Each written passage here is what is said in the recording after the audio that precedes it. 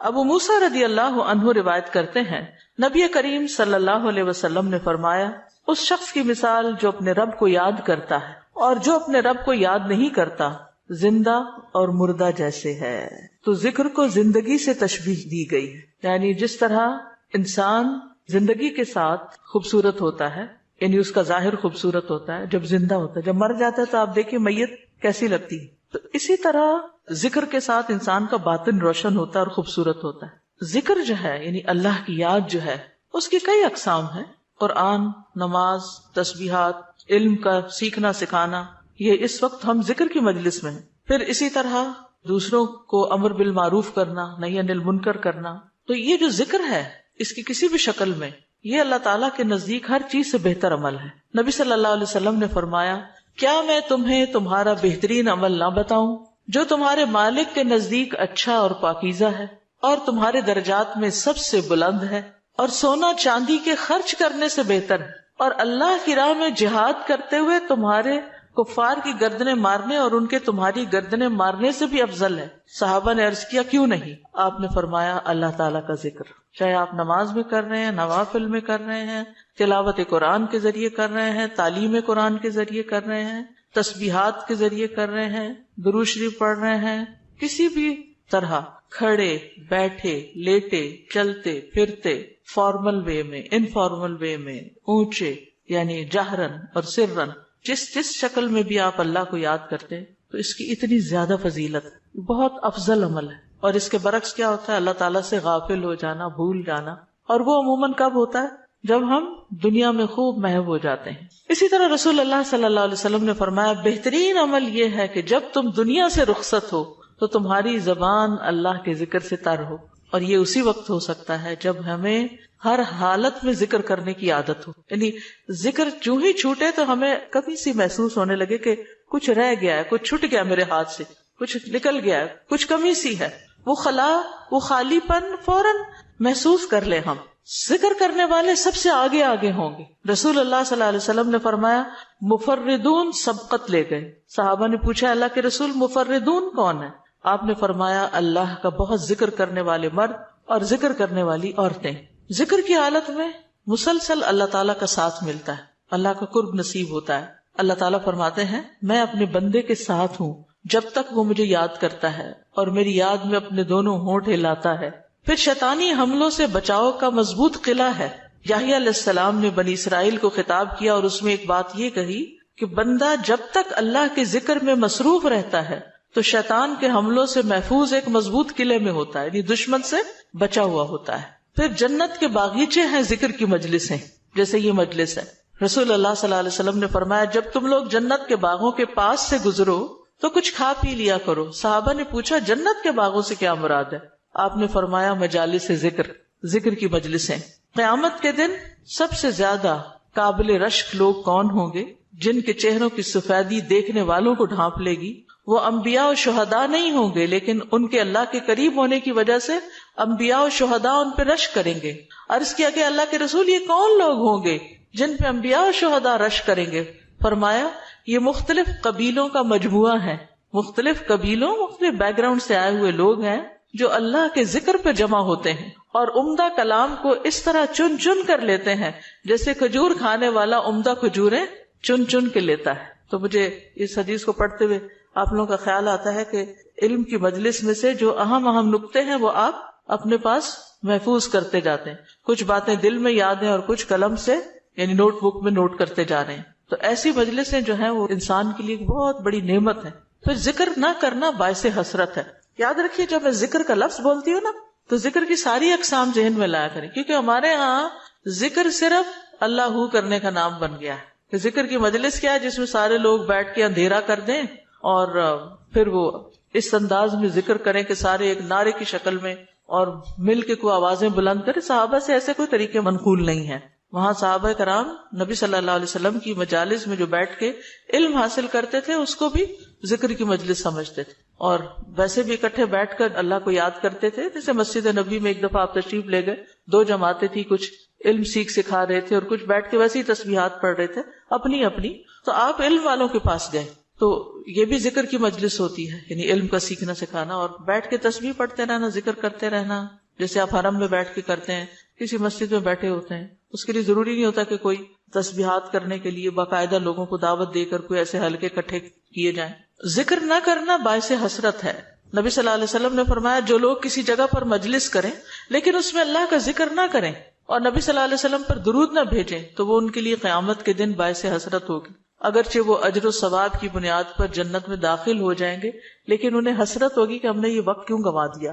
ذکر نہ کرنے والے بدترین مخلوق ہیں، بد نصیب لوگ ہیں۔ عمرو بن عبسہ سے روایت ہے، رسول اللہ صلی اللہ علیہ وسلم نے فرمایا جب بھی سورج چڑھتا ہے اللہ عز و جل کی ہر ایک مخلوق اللہ عز و جل کی تسبیح اور حمد و ثنا بیان کرتی، یعنی صبح ہوتے ہی ساری مخلوق ذکر میں لگ جاتی، لیکن شیطان اور اولاد آدم میں سے آتا قسم کے لوگ ذکر نہیں کرتے۔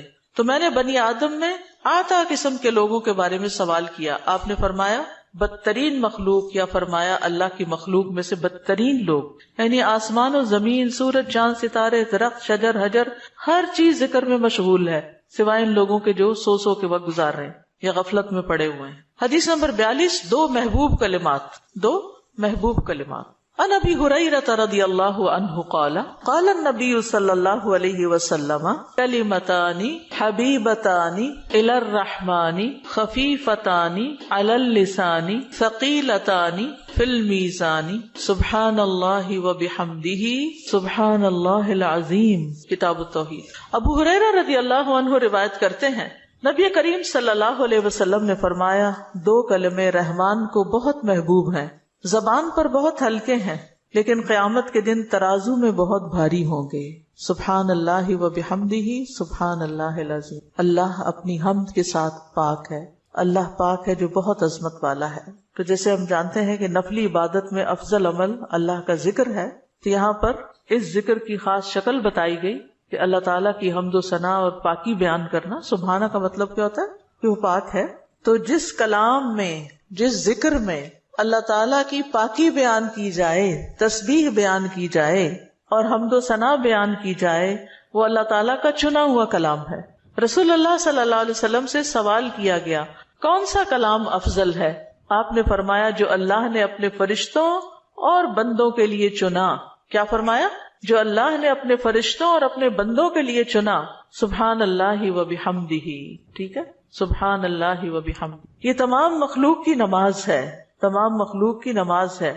نوح علیہ السلام کی وفات کا وقت جب آیا تو انہوں نے اپنے بیٹے سے فرمایا کہ میں تمہیں ایک وصیت کر رہا ہوں، دو باتوں کو کرنے کا حکم دیتا ہوں، دو باتوں سے روکتا ہوں۔ اور دو کرنے کے جو کام بتائے اس میں سے ایک لا الہ الا اللہ کا اقرار، کہ اگر ساتوں آسمان اور ساتوں زمینوں کو ترازو کے ایک پلڑے میں رکھ دیا جائے اور لا الہ الا اللہ کو دوسرے پلڑے میں، تو لا الہ الا اللہ والا پلڑا جھک جائے گا، اور اگر ساتوں آسمان اور ساتوں زمینیں ایک بند کڑے کی شکل اختیار کر لیں تو لا الہ الا اللہ اس کو بھی توڑ دے گا۔ اتنی طاقت ہے اس کلام کے اندر۔ اور دوسرا یہ کہ سبحان اللہ و بحمدہ کا ورد کرتے رہنا، کیونکہ یہ ہر چیز کی نماز ہے اور اس کے ذریعے مخلوق کو رزق ملتا ہے۔ اور میں تمہیں شرک اور تکبر سے منع کرتا ہوں، یہ دو منع کرنے والی چیز۔ اسی طرح ان کلمات کو اگر کوئی 100 دفعہ دن میں پڑھے تو اس کے گناہ مٹ جاتے ہیں، گناہ جھڑ جاتے ہیں، چاہے سمندر کی جھاگ کے برابر ہی کیوں نہ ہو۔ پھر اسی طرح ایک اور حدیث میں آتا ہے سنن ترمذی کی، جو شخص سبحان اللہ العظیم و بحمدہ کہتا ہے اس کے لیے جنت میں کھجور کا ایک درخت لگا دیا جاتا ہے، صرف ایک دفعہ کہنے سے۔ کہہ لیجئے سبحان اللہ العظیم و بحمدہ۔ اللہ کے راستے میں سونا خرچ کرنے سے بہتر ہے۔ رسول اللہ صلی اللہ علیہ وسلم نے فرمایا جو رات سے خوف کھائے، اکیلا ہونے کی وجہ سے یا ویسے اس کو اندھیرے کا فوبیا ہو، کہ جو رات سے خوف کھائے کہ وہ اس کو پریشان کرے گی، یا مال خرچ کرنے سے بخل کرے کہ دینے کو دل نہ چاہے، یا دشمن سے مقابلہ کرنے سے ڈرے، تو وہ اس قول کی کثرت کر دے سبحان اللہ و بحمدہ، سبحان اللہ و بحمدہ، کیونکہ یہ اللہ کے نزدیک سونے کا پہاڑ اللہ کے راستے میں خرچ کرنے سے زیادہ محبوب ہے۔ ہم میں سے کس کی وسعت ہے کہ سونے کا پہاڑ اللہ کے راستے میں خرچ کرے؟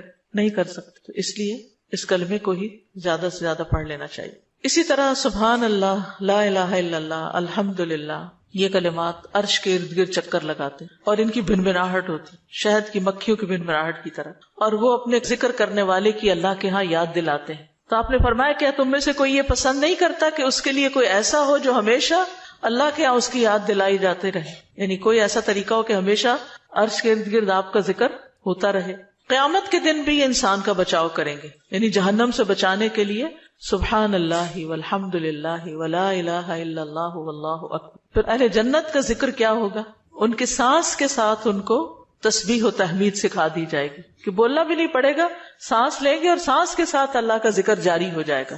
یہ جو احادیثوں نے بیان کی، یہ آپ کے پاس کارڈ ہونا چاہیے تسبیحات کی فضیلت والا، اس میں لکھی ہوئی ہے، دوسروں کے ساتھ بھی شیئر کریں اور خاص طور پہ بچوں کو ذکر کرنا سکھائیں. ان کے اندر بھی ایک کامنس آتی، ایک سکینت آتی ہے. ہم بعض اوقات یہ سوچتے ہیں یہ تو بچے ہی ہیں، ابتدائی عمر سے، چھوٹی عمر سے کہ چلو یہ پڑھو، انگلیوں پہ گنتے ہیں، اچھا تم نے کتنی دفعہ پڑھ لی، کتنے جنت میں درخت لگائے، تو آہستہ آہستہ ان کو عادت ہو جاتی. پھر ذکر کی ایک قسم اللہ کے نام پڑھنا، اللہ کے نام یاد کرنا. عن ابی ہریرہ ان رسول اللہ صلی اللہ علیہ وسلم قال ان للہ 99 اسما 100 الا واحدا من احصاها دخل الجنہ. کتاب التوحید. ابو ہریرہ رضی اللہ عنہ سے روایت ہے کہ رسول اللہ صلی اللہ علیہ وسلم نے فرمایا، بے شک اللہ کے 99 نام ہیں، 99، ایک کم 100. جو شخص ان سب کو محفوظ رکھے گا، یاد کر لے گا، وہ جنت میں داخل ہوگا. من احصاها، تو احصاء سے مراد ان کو گننا، ان کے معنی پہچاننا، ان کے تقاضے کے مطابق عمل کرنا. خالی لکھ کے یا جمع کر کے یاد کر لیا جائے اور مطلب ہی نہ پتا ہو اور اس کے مطابق عمل نہ ہو تو پھر یہ وعدہ نہیں پورا ہوتا. احصاء میں ہر چیز کا جمع ہو جانا ہے، یعنی اللہ تعالیٰ کے ناموں کی حدود کی حفاظت کرنا، ان کو پہچاننا، ان کا معنی جاننا، ان کی فضیلت جاننا، کہاں پڑھنا ہے. امام ابن قیم کہتے ہیں کہ اللہ کے اسماء کو گن کر محفوظ کرنے کے کچھ مراتب ہیں. بندہ جب ان ناموں کو یاد کر لیتا ہے تو وہ جنت میں داخل ہو جاتا ہے اور یہی اس کی سعادت اور نجات اور فلاح کا مرکز ہے. وہ کہتے ہیں پہلا مرتبہ ان کے الفاظ کو گننا اور شمار کرنا، دوسرا مرتبہ ان کے معنی اور مدلول کو سمجھنا، تیسرا مرتبہ ان کے ساتھ دعا مانگنا. قرآن میں آتا نا وَلِلَّهِ الْأَسْمَاءُ الْحُسْنَى فَادْعُوهُ بِهَا، اور اللہ ہی کے لیے ہیں اچھے اچھے نام، بس تم اس کو ان کے ساتھ پکارو، اللہ کے نام لے کے. جیسے یا حی یا قیوم، یا اللہ، یا رب، یا رحمان، یا رحیم، یا کریم، یا ذی الجلال والاکرام، اور باقی بھی اسی طرح. پھر ہے دعا مانگنے کے 2 مرتبے ہیں. نمبر 1 دعا العبادہ، یعنی اللہ کی تعریف ان ناموں کے ساتھ کرنا. ہمارا رب رحیم ہے، کریم ہے، تو یہ تعریف عبادت کی دعا ہوتی ہے، دعا العبادہ کہتے ہیں اس کو. اور دوسرا ہے دعا المسئلہ، طلب اور مانگنے کی دعا، کہ ان ناموں کے ساتھ پکار کے اللہ کو پھر سوال کرنا. اور اسماء حسنہ کے ساتھ یہ نہیں کہ اپنی طرف سے اللہ تعالیٰ کا کوئی نام بنا کے اور پھر اس سے دعا کرنا، یا موجود، یا ذات، یا شیء، اس طرح کی باتیں نہیں، بلکہ اللہ کے جو پراپر نام قرآن و سنت سے ثابت ہیں ان کے ساتھ دعا مانگنا. تو یاد رکھیے کہ اللہ کی پہچان یہ علم کا پہلا مرتبہ ہے. سب سے پہلے جس کو جاننا چاہیے، جس کے بارے میں ہمیں معلوم ہونا چاہیے کہ وہ کون ہے، وہ اللہ رب العزت. فَاعْلَمْ أَنَّهُ لَا إِلَهَ إِلَّا هُوَ، جان لو کہ اللہ کے سوا کوئی الہ نہیں. یہ علم ہر ایک پر فرض ہے کہ ہمارا خالق کون ہے، ہمارا مالک کون ہے، ہمارا رازق کون ہے، ہمارا معبود کون ہے، ہماری مشکل کشا کون ہے، ہمارا حاجت روا کون ہے، اور جو بھی اللہ تعالیٰ کے باقی نام ہے، پہچان. یہ علم تمام علوم سے افضل ہے، کیونکہ جب ایک انسان، کوئی بچہ، بوڑھا، جوان اللہ تعالیٰ کو جان لیتا ہے نا، تب ہی اس کی زندگی درست ہوتی، تبھی اس کو واقعی ہدایت ملتی، تبھی وہ اللہ کے لیے سب کچھ کرتا ہے، تبھی اس کے اندر تقویٰ پیدا ہوتا ہے، تبھی وہ حلال حرام کی تمیز کرتا ہے. کیونکہ یہ سب کچھ کرنا اس کے لیے اللہ نے اپنی عبادت کے لیے پیدا کیا، اور اگر ہم اللہ ہی کو نہیں پہچانتے تو عبادت کس کی کر رہے ہیں؟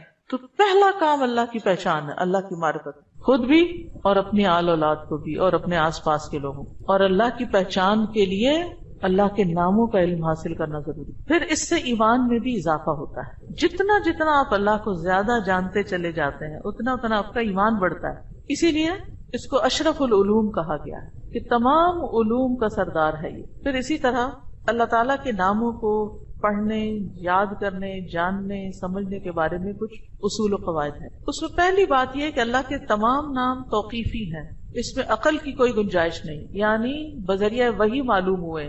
ہم اپنے پسند سے اللہ کا کوئی نام نہیں رکھ سکتے.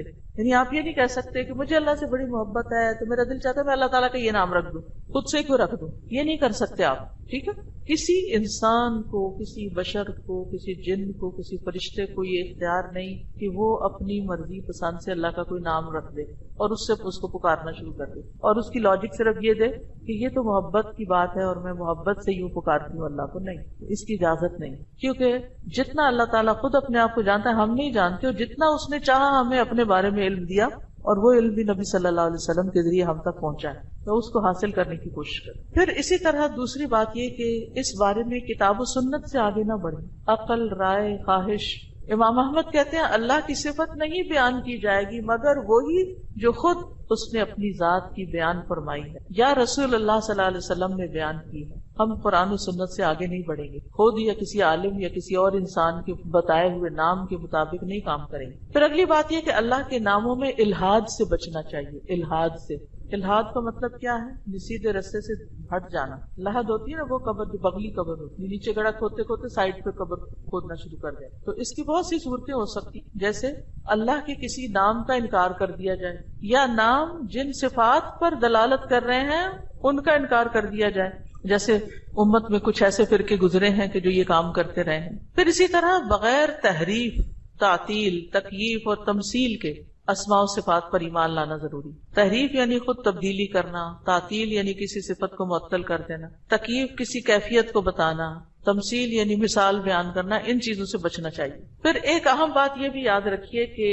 99 تو ہمیں بتایا گیا کہ اتنے تو کم از کم یاد کر لو, لیکن یہ یاد رکھیے اللہ کے صرف 99 نیمز نہیں ہیں, وہ اس سے زیادہ ہیں. اس لیے بعض کتابوں میں آپ کو زیادہ بھی ملیں گے, لیکن یہاں مراد کیا ہے کہ یعنی اتنے تو زبانی یاد کر سکتا ہے انسان, یا آسانی سے ہر ایک کو معلوم ہو ہی سکتے ہیں. کیونکہ حدیث میں آتا ہے اسألک بکل اسم هو لک سمیت بہ نفسک وانزلتہ فی کتابک او علمتہ احدا من خلقک او استأثرت بہ فی علم الغیب عندک. اے اللہ میں تجھ سے تیرے ہر نام کے واسطے سے دعا کرتا ہوں, وہ نام جو تو نے اپنی ذات کے لیے رکھے, یا جو نام تو نے اپنی کتاب میں اتارے, یا وہ جو اپنی مخلوقات میں سے کسی کو سکھا دیے, یا وہ نام جو تو نے اب تک اپنے خزانہ غیب میں محفوظ رکھے. اس سے کیا پتہ چلتا ہے کہ کچھ نام تو خزانہ غیب میں ہے. اور جیسے حدیث شفاعت میں آتا ہے نا کہ نبی صلی اللہ علیہ وسلم کو اللہ تعالیٰ قیامت کے دن اپنی حمد و ثنا بیان کرنے کی تعریف کرنے کے لیے وہ کچھ سکھائیں گے جو اس سے پہلے نہیں سکھائی ہوگی وہ تعریف, تو اس کے ذریعے نبی صلی اللہ علیہ وسلم اللہ کی تعریف بیان کریں گے. یعنی وہ علم ابھی تک نبی صلی اللہ علیہ وسلم کے پاس بھی نہیں, وہ قیامت کے دن دیا جائے گا, جس کی بنا پر آپ اللہ تعالیٰ کی تعریف کریں گے, پھر دعا کریں گے, اور پھر آپ کو شفاعت کا اذن دیا جائے گا, جو شفاعت کبریٰ کی حدیث آتی ہے. الہدیٰ نے اللہ تعالیٰ کے ناموں کا ایک کارڈ ریوائز کر کے چھاپا تھا, جس میں قرآن اور سنت کی دلیل سے وہ نام دیے گئے ہیں, اور باقی جو تاج کمپنی کے چھپے ہوئے نام, ان میں کچھ نام ایسے ہیں جو اللہ کے نام نہیں ہیں, وہ اللہ تعالیٰ کے افعال ہیں جن سے لوگوں نے خود نام بنا لیے. جیسے المذل اللہ کا نام نہیں ہے, یہ اللہ کا نام نہیں ہے, لیکن ذلت دینے والا اللہ ہے, تو ذل من تشاء, تو اس سے لوگوں نے نام اسم فائل کر کے تو مذل بنا لیا. تو یہ نام نکال دینے چاہیے, ٹھیک ہے, کیونکہ یہ قرآن و سنت سے نہیں ملتے. تو کچھ اللہ تعالیٰ کے نام ہیں, صفات ہیں, اور کچھ افعال بھی ہیں کہ اللہ تعالیٰ کیا کیا کرتا ہے. تو قرآن سے ہمیں وہ بھی پتہ چلتا ہے کہ اللہ تعالیٰ کیا کرتا ہے, اسے زندگی دیتا ہے, موت دیتا ہے, رزق دیتا ہے, وغیرہ وغیرہ. حدیث نمبر 44, پورے یقین کے ساتھ دعا کرنا. دعا بھی ذکری کی ایک قسم ہے. ان انس قال قال رسول اللہ صلی اللہ علیہ وسلم اذا دعوتم اللہ فاعزموا فی الدعاء ولا یقولن احدکم ان شئت فاعتنی فان اللہ لا مستکرہ لہ. انس رضی اللہ عنہ روایت کرتے ہیں کہ رسول اللہ صلی اللہ علیہ وسلم نے فرمایا, جب تم اللہ کو پکارو تو پکارنے میں عزم رکھو, یعنی اچھی طرح پکارو, اور تم میں سے ہرگز کوئی یوں نہ کہے کہ اگر تو مجھے چاہے تو عطا کر دے, چاہے تو نہ کرے. یعنی لکھا ہوا نہیں یہاں, لیکن مطلب یہی بنتا ہے, کیونکہ اللہ کو کوئی بھی مجبور نہیں کر سکتا. ٹھیک ہے, تو یہاں دعا مانگنے کا ادب سکھایا گیا ہے کہ دعا پورے یقین کے ساتھ مانگنی چاہیے. یا اللہ تو دے سکتا ہے, تو مجھے عطا کر. یہ نہ کہے تو چاہے تو عطا کر, وہ تو دینے پہ قادر ہے, اس سے پورے یقین اور عزم کے ساتھ دعا کریں. اسی طرح دعا مانگنے کے کچھ اور آداب بھی ہیں. مسئلہ یہ کہ غافل دل سے دعا نہ کریں, کیونکہ اللہ تعالیٰ بے پرواہ دل کی دعا قبول نہیں کرتا. پھر یقین سے دعا کریں کہ قبولیت کا یقین ہو کہ نہیں اللہ تعالیٰ سنتا ہے, یہ نہیں اب پتہ نہیں سنے گا کہ نہیں، بہت مانگی ہے ابھی تک تو ہماری بات نہیں مانی گئی، پتہ نہیں آگے کیا ہوگا، میری تو سنتا ہی نہیں، نعوذ باللہ ایسی باتیں نہیں کرنی چاہیے. آپ کہ اللہ آپ کے تو بس میں ہے سب کچھ، آپ تو سب کچھ کر سکتے ہیں. پھر اسی طرح بغیر ہچکچاہٹ کے رب سے دعا کرنی چاہیے. کس سے؟ بغیر ہچکچاہٹ کے، پورے یقین سے.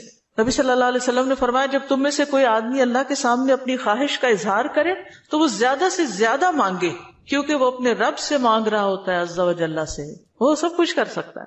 پھر خشوع و خضوع اور عاجزی سے مانگے. ادعوا ربکم تضرعا وخفیا انہ لا يحب المعتدین. پھر گریہ و زاری، رو دھو کے مانگے. آپ دیکھیں کس طرح بچے جب انہیں کوئی چیز چاہیے ہوتی ہے تو بلا وجہ بھی رونا شروع کر دیتے ہیں. تکرار اور اصرار سے دعا کریں.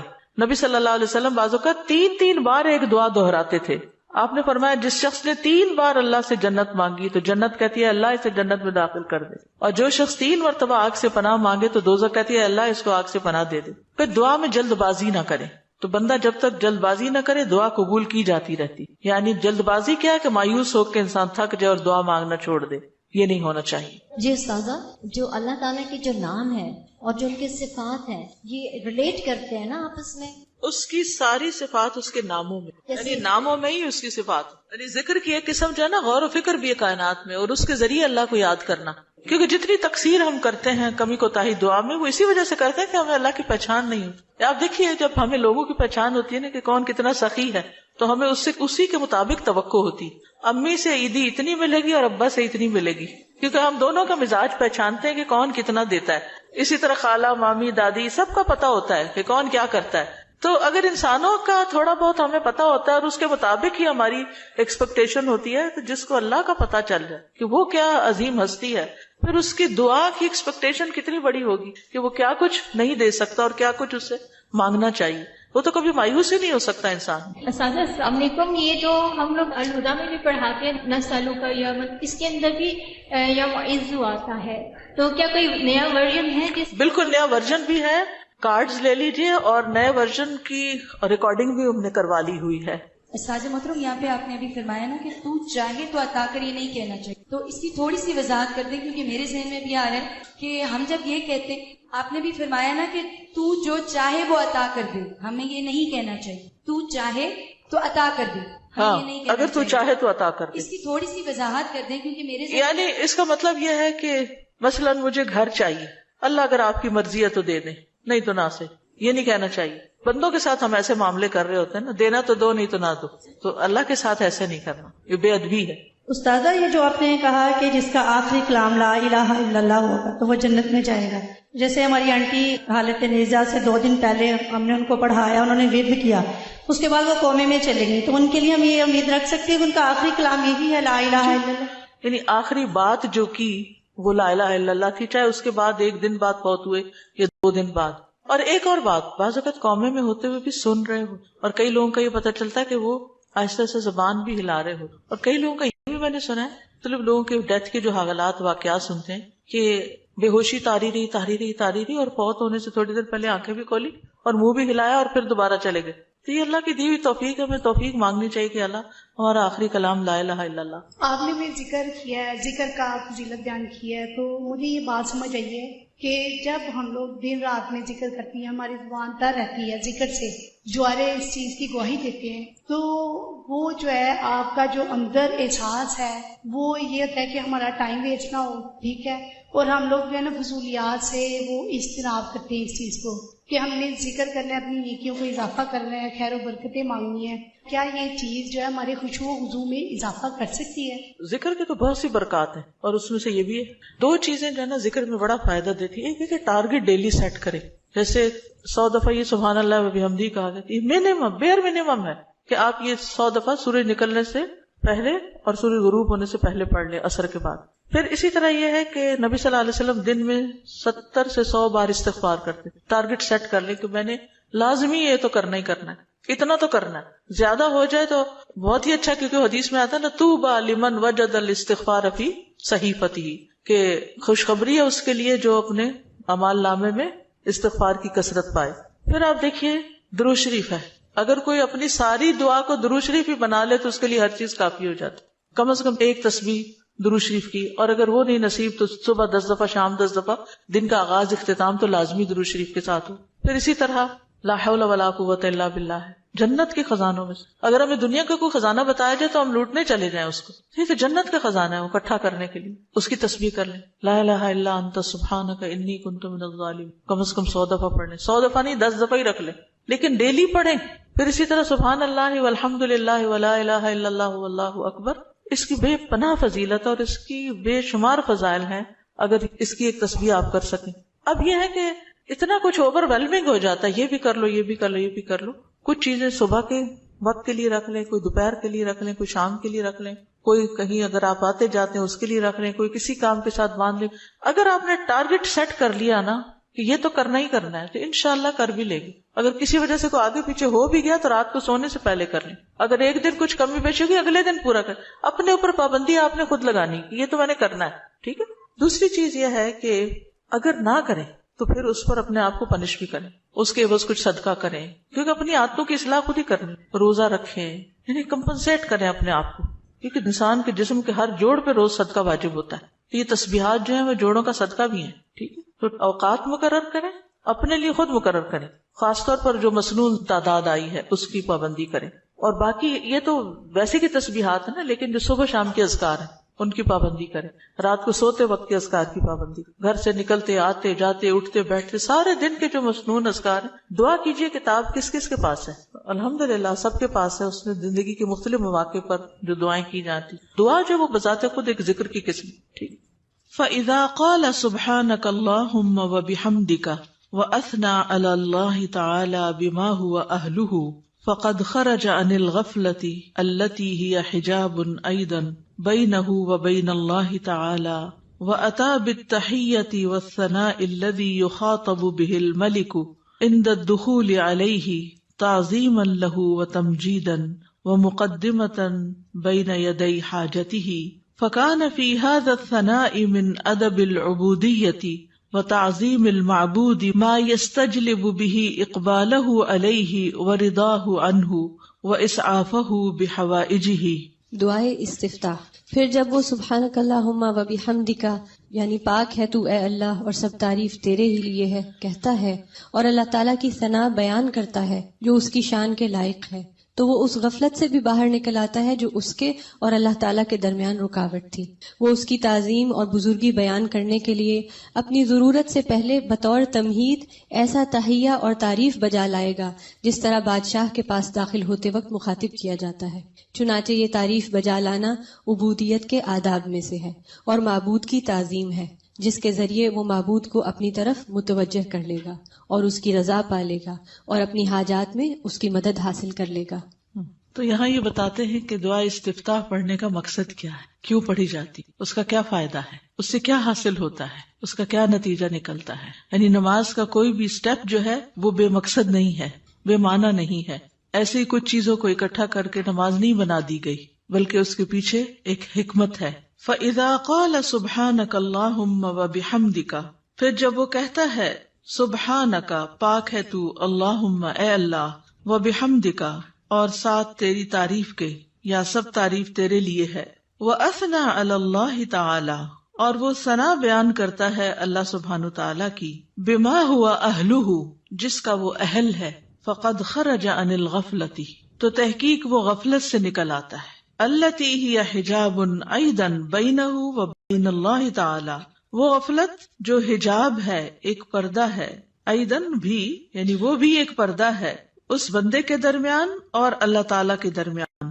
یعنی تعریف شروع کرتے ہی انسان غفلت سے باہر آ جاتا ہے. وَأَتَى بِالتَّحِيَّةِ وَالثَّنَاءِ اور وہ پیش کرتا ہے تحیہ سلام اور ثنا تعریف، الذی وہ جو یخاطب بہ الملک جس سے بادشاہ کو خطاب کیا جاتا ہے. یعنی کسی دنیاوی بادشاہ کے پاس بھی انسان جب حاضر ہوتا ہے اس کے دربار میں تو سب سے پہلے اس کی تعریف کرتا ہے.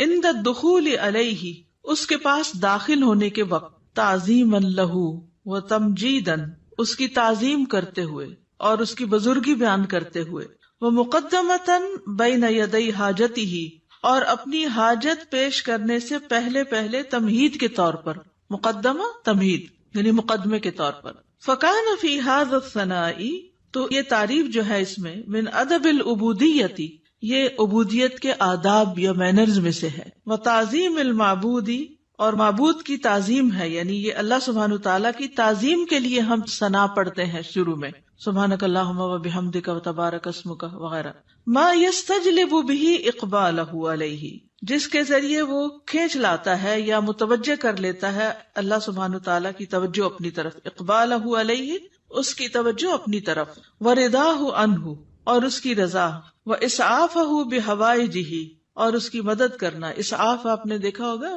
فرسٹ ایڈ کی جو ایمبولینسز ہوتی ہیں ان کے اوپر لکھا ہوتا ہے، یعنی فوری مدد طلب کرنا، بحوائجہ، اپنی حاجات میں۔ تو یہ تعریف انسان کے لیے بہت فائدہ مند ثابت ہوتی ہے۔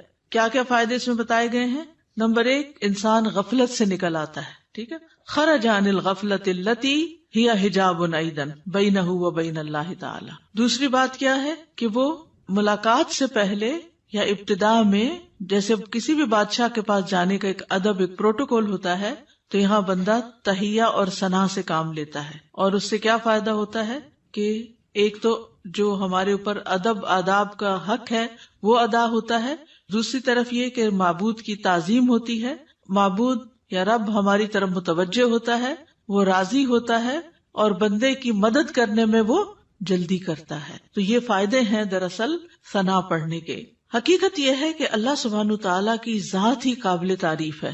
سورۃ ہود میں آتا ہے، انہ حمید مجید، بے شک وہ بے حد تعریف کیا گیا، بڑی شان والا ہے، یعنی اللہ سبحانہ تعالیٰ کی شان بڑی بلند ہے، تو اس کی تعریف ہونی ہی چاہیے۔ دنیا میں آپ دیکھیں کہ کسی انسان نے اگر کوئی اچیومنٹ کی ہو، کوئی بڑا کام کیا ہو، تو دور بیٹھے بھی لوگ، نہ جاننے والے بھی اس کی تعریف کرتے رہتے کہ بڑا کمال کیا اس نے، فلاں چیز ایجاد کر دی ہے، فلاں چیز بنا دی ہے، فلاں کام کیا ہے۔ تو اس بندے کو نہیں پتا ہوتا کہ کون کون اس کی تعریفیں کر رہا ہے، لیکن جب اس کی ذات سے کسی کو فائدہ پہنچتا ہے تو جس کو فائدہ پہنچتا ہے وہ خود ہی تعریف کے لیے آگے آ جاتا ہے۔ تب آپ دیکھیے کہ اللہ سبحانہ تعالیٰ کی ذات سے ہمیں کتنا فائدہ پہنچ رہا ہے اور کیا کیا کمالات ہیں۔ یعنی کسی کی بھی تعریف کرنے کی 2 بڑی وجوہات ہوتی، ایک اس کے کمالات اور دوسرا اس کی ذات سے فائدہ کتنا پہنچ۔ تو یہ دونوں چیزیں کامل درجے میں اللہ تعالیٰ کے اندر موجود ہیں۔ ہمارے پاس جو بھی کوئی نعمت ہے وہ اللہ ہی کی طرف سے ہے، اور ہر چیز میں اس کا کمال ہے، تخلیق میں اور رزق پہنچانے میں، اور جتنے بھی اس کے نام ہیں کامل صفات اور اسماء ہیں، تو اس لیے اس کی تعریف تو ہونی ہی چاہیے۔ تو نماز کے بالکل آغاز میں یہی سب سے مناسب جگہ ہے کہ جہاں تعریف ہو، اس کی حمد و ثنا ہو، کیونکہ وہ اس لائق ہے کہ اس کی حمد و ثنا کی جائے۔ یعنی آپ دیکھیے کہ جب کوئی حمد و ثنا کے لائق ہوتا ہے تو اس کی اگر کوئی تعریف نہیں بھی کرے تو اس کو تو کوئی نقصان نہیں، کیونکہ وہ تو ہے ہی قابل تعریف۔ نقصان کس کا ہوتا ہے کہ جو دیکھ رہا ہے، جو فائدہ اٹھا رہا ہے، وہ چپ بیٹھا ہے، وہ کوئی تعریف نہیں کر رہا۔ اور یہ تعریف جو ہے یہ دراصل شکر ادا کرنے کا ایک طریقہ ہوتا ہے، اور اللہ کا وعدہ ہے کہ اگر تم شکر ادا کرو گے تو میں تمہیں اور زیادہ دوں گا۔ تو اس احساس کے ساتھ جب انسان اللہ کی تعریف بیان کرتا ہے تو دراصل اللہ سبحانہ تعالیٰ کو بندہ اپنے قریب پاتا ہے، اس سے کنیکشن ہو جاتا ہے اس کا، اور یہ سراسر بندے کے اپنے ہی فائدے میں۔ ہمارا تعریف کرنا اللہ تعالیٰ کی اللہ تعالیٰ کو فائدہ نہیں دیتا، یہ دراصل خود ہم ہی کو فائدہ دے رہا ہوتا ہے، کیونکہ تعریف کرنے کا بھی ایک مزہ ہوتا ہے، کیونکہ تعریف کرنے والا صرف اس وقت تعریف کر سکتا ہے جب وہ کسی خوبی کو دیکھنے کے قابل ہوتا ہے۔ یعنی اگر ہم تعریف کرتے ہیں تو اس کا مطلب یہ ہے کہ ہمارے اندر یہ صلاحیت ہے کہ ہم خوبیوں کو دیکھ پاتے ہیں۔ تو اس میں صرف ممدوح کی حمد نہیں ہوتی یا اللہ سبحانہ تعالیٰ ہی کی تعریف نہیں ہوتی، بلکہ ایسا بندہ بھی ایسے خالق کے ساتھ جب جڑتا ہے تو وہ بھی قابل تعریف ہو جاتا ہے۔ یعنی وہ بندہ بھی قابل تعریف ہو جاتا ہے جو اپنے خالق کی تعریف کرتا ہے، کیونکہ ناشکرے لوگ کسی کو بھی اچھے نہیں لگتے، پسند نہیں آتے، اور وہ لوگ جو اپنی آنکھیں ہی باندھ رکھیں اور غفلت کا شکار رہیں اور سوئے پڑے رہیں اور اللہ کی نعمتوں کو دیکھ ہی نہ سکیں یا اس سے ناراض رہیں، ایسے لوگ دراصل اپنا ہی نقصان کرتے ہیں۔ ایک حدیث سے ہمیں پتہ چلتا ہے کہ بندے اگر اللہ تعالیٰ کو دیکھ لیں تو اور بھی زیادہ اس کی تعریف کریں۔ ابھی تو بن دیکھے کرتے ہیں نا، اس کی نشانیاں دیکھ دیکھ کے،